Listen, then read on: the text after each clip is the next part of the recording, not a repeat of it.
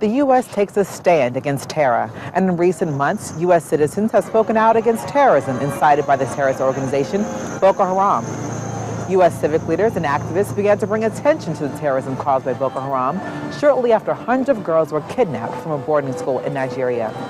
The Bring Our Girls Back campaign spread rapidly across social media and American news outlets. The fundamental issue that you have is when you have people in newsrooms who are not aware of a broader perspective. That's one reason why you don't have the voices.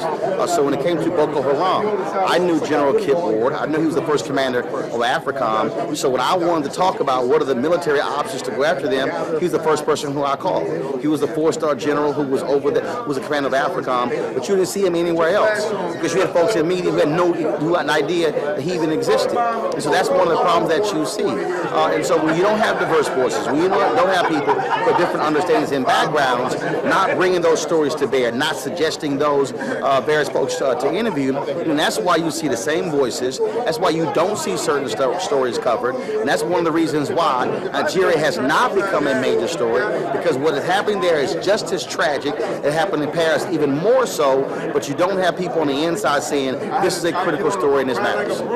The devastating terror attack brought this terrorist faction to the attention of the American government.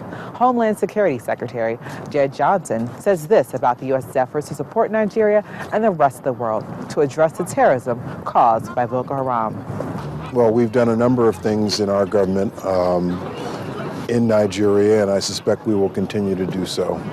Boko Haram is a very troubling threat to the people of Nigeria and beyond. And so the United States is committed to doing what we can to help. Boko Haram's actions have not only been part of the conversation by American civic leaders, but according to U.S. government officials, support efforts from the U.S. are underway to help combat the terrorism caused by Boko Haram. Reporting from the White House in Washington, Maria Bird, Channels Television News.